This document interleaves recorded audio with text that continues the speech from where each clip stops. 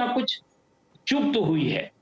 अब जैसे कि कहा जा रहा है कि चुनाव आयोग का जो आदेश है वो मेंबरों को लेकर जो उनके निर्वाचित जनप्रतिनिधि हैं उनके आधार पर किया गया है। श्रीवास्तव जी, एक बात आपने बड़ी अच्छी की, मैं दोबारा उस पर आता हूं। अब चूंकि एक अदालत में चलेगा, जैसे आपने उदाहरण दिया चलता रहता है, उसमें नहीं। जो बात आपने कही कि मुखिया होने के नाते शरद पवार जी ने कहा कि अब इससे आगे बढ़िए, कहाँ अदालती चक्कर में फंस रहे हैं, लेकिन शिवसेना लड़ाई नहीं सर, नीरज जी, अदालती शब्द उन्होंने उपयोग नहीं किया। देखिए, ये इस समय जो विवाद है ये दो हिस्सों में बटा हुआ है। एक इसका हिस्सा है राजनीतिक, और दूसरा इसका ऑपरेटिव पार्ट है कानून का। तो कानून में जाने से नहीं रोका है शरद पवार साहब। ठीक, वो चले जाएं, लेकिन उसमें समय जाया करेंगे, नहीं मुझे वही चाहिए। सब जो उन्होंने सलाह दी वो बहुत प्रैक्टिकल सलाह है, लेकिन मैंने वही कहा कि आनंद दुबे जी क्या इस प्रैक्टिकल के साथ नहीं, पॉलिटिशियन है। मैं इसमें एक बात ये कहना चाह रहा था कि इलेक्शन कमीशन ने आदेश तो कर दिया, अब इस पे इसकी मेरिट्स पे बात करने का कोई इस समय मतलब नहीं है। फिर भी मेरे दिल में एक बात आती है कि इलेक्शन कमीशन जो पत्र लिखता है अपना, वो किसको लिखता है? जो संस्था का, जो पॉलिटिकल पार्टी का अध्यक्ष होता है। एबी फॉर्म जारी करने का अधिकार किसको होता है? जिसके लिए पार्टी का अध्यक्ष अपने खुद को या अपने किसी पदाधिकारी को अधिकृत करता है। तो उनसे ना पूछा जाए जो चुनाव चिन्ह देने वाले हैं, उनसे ना पूछा जाए जिनके नाम पे पत्राचार करता है चुनाव आयोग, और वो फैसला ये देता है कि इस पूरी पार्टी के जो कर्ता धर्ता या इस पार्टी का जो जिनके ऊपर जिम्मेदारी है वो सिर्फ और सिर्फ निर्वाचित जनप्रतिनिधियों के नाम पे है।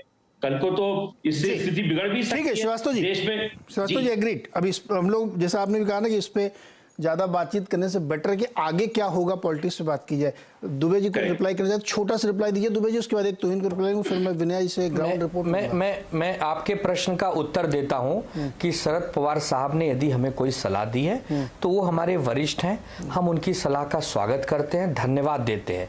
लेकिन हम, चूंकि हमारा अधिकार है सुप्रीम कोर्ट में जाना, लड़ाई अंतिम सांस तक लड़ना, जैसे गोरा बादल लड़े थे वैसे ही हम भी लड़ेंगे कि जब तक हम जान है तब तक लड़ेंगे। तो ठीक है, पवार साहब की भी सलाह का धन्यवाद है और आगे हम लड़ेंगे, उसकी भी प्रक्रिया जारी है। तो इसमें ज्यादा कोई हैरानी वाली बात नहीं है।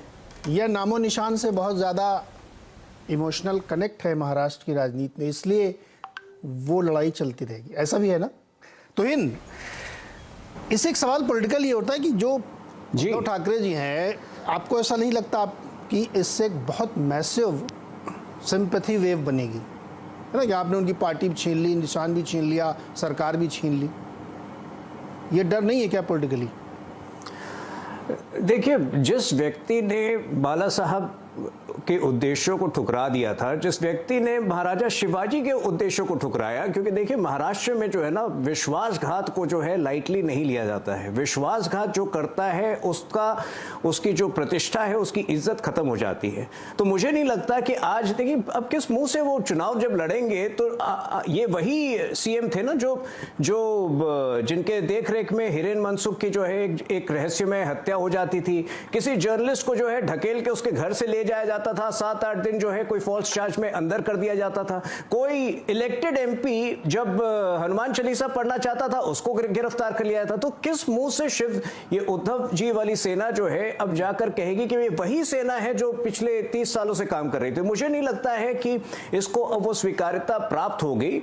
और जो श्रीवास्तव जी कह रहे हैं कि शरद पवार जी ने एक बहुत मैच्योर स्टैंड लिया, इतना प्रैक्टिकल स्टैंड लिया, तो आप क्यों इतनी इमेच्योरिटी के साथ कर रहे हैं? आप उद्धव जी का गुणगान क्यों कर रहे हैं? उद्धव जी की गलतियां जो हैं, जो हमारी जानकारी है, कम से कम 2 सालों तक एकनाथ शिंदे और कई वहां के जो निर्वाचित एमएलएस थे, उन्होंने उनको रीच आउट करने की कोशिश की, लेकिन समहाउ जो है उद्धव जी अपने घर से बाहर नहीं निकलते थे। कोविड का हवाला, कोविड तो था, लेकिन इसी कोविड के दौरान देवेंद्र जी ने 3 चक्कर पूरे महाराष्ट्र के लगा लिए, लेकिन उद्धव जी घर से निकलते नहीं थे और उनका मिलना जुलना लगभग जो है पार्टी कार्यकर्ताओं से बंद हो चुका था। तो अंततः अगर देखिए, शिवसेना जो है एक भावनात्मक पार्टी, एक जो है इमोशंस पर कायम पार्टी थी, तो स्वाभाविक है कि जब एकनाथ शिंदे जी भी बाहर आए तो कहीं ना कहीं वो एक बहुत पीड़ा से भरा निर्णय होगा हमारे लिए भी। जो हम 1986-1987 से हमारी जो पार्टनरशिप रही है, तो हमारे लिए भी ये एक आसान निर्णय नहीं था। इस तरह से इस पार्टी को टूटता हुआ देखना। लेकिन कहीं ना कहीं मेरे ख्याल से वो हिंदी में कहावत है ना कि अब क्यों पछताए हो जब चिड़िया चुप गई खेत, तो मेरे ख्याल से ये लेसन है सारी इस तरह की पार्टियों को जो कार्यकर्ताओं से कहीं ना कहीं वो अपने आप को अलग कर लेते हैं और डायनेस्टी और लेगेसी में अपने आप को लिप्त करके बैठे रहते हैं। विनया और तुलसीदास जी, अब आप लोग 10 सुनिएगा हमारे राजनीतिक दोस्तों, क्या है ग्राउंड रिपोर्ट? इसी बात कहना चाह रहा था सर, आता हूँ, लौट के आता हूँ श्रीवास्तव जी आपके पास। पहले एक बार लोगों से बातचीत कर लूँ, बताइए क्या चल रहा है? देखिए, झटका तो महाराष्ट्र की राजनीति में काफ़ी बड़ा लगा था जब ये हुआ था तब, लेकिन पिछले कुछ महीनों से हम देख रहे हैं कि ग्राउंड पर जो बर्ताव है, उद्धव ठाकरे शायद अपने लेसन सीख रहे हैं। क्योंकि जैसा तुहीन ने कुछ देर पहले कहा, तुहीन बहुत ही अच्छे मित्र हैं, उनका असेसमेंट भी वो एक अच्छा असेसमेंट है कि उद्धव ठाकरे की चूक थी पार्टी चलाने में, जो कि एक मातोश्री यानी कि सबके पहुंच से बाहर, कोई फ़ोन ना कर पाए, कोई आसानी से जाके ना मिल पाए, इस तरीके की राजनीति थी जो कि काफ़ी परिवारवाद से भरी और बहुत एक्सक्लूसिव एक्सेस तरीके की थी। लेकिन पिछले कुछ महीने से हम देख रहे हैं कि आदित्य काफ़ी घूम रहे हैं। उद्धव ठाकरे ने आज अनाउंस भी कर दिया कि वो पहली रैली लेंगे, पब्लिक रैली लेंगे, जो कि 5 मार्च को होगी और उसके बाद वो महाराष्ट्र में काफ़ी घूमेंगे। तो कहीं ना कहीं शायद वो अपना लेसन सीख रहे हैं, ऐसा एक तरफ हो रहा है। दूसरी तरफ ये बात भी है कि सिंपैथी वेव दिखाई देता है उद्धव के लिए। तो उद्धव ठाकरे जो कहते हैं कि इन लोगों ने गद्दारी की, या 50 खोखे का जो लेबल अभी चिपका दिया है, 50 खोखे मतलब 50 करोड़, 50 करोड़, 50 खोखे मतलब 50 करोड़, खोखा तो, मतलब करोड़, पेटी मतलब लाख, यस 50 करोड़। हाँ, तो बताइए। कहीं ना कहीं महाराष्ट्र विकास आघाड़ी ने ये लेबल उनको अभी चिपका दिया है। ये कितनी देर तक रहता है उनके साथ, कितना नहीं, ये तो आने वाले इलेक्शंस ही बताएंगे। लेकिन एक बात तय है कि चाहे सिंपैथी वेव हो, लेकिन इतना आसान भी रास्ता नहीं है उद्धव ठाकरे के लिए इससे आगे।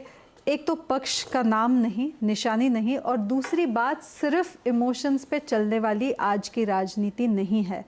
काफ़ी रिसोर्सेज भी लगते हैं, काफ़ी स्ट्रेटजीज भी लगती हैं, प्लानिंग भी लगता है। दो बातें आप पहले एक्सप्लेन करते चलिए। 2 बातें आपने कही कि नाम और निशान नहीं है साथ में, साथ ही अब उतना इमोशनल लोग नहीं होते हैं, अब पैसा भी लगता है। क्या नाम और निशान इतना बड़ा है अभी भी जिसके लिए शिंदे गुट सेलिब्रेट कर रहा है, उनको मिल गया है?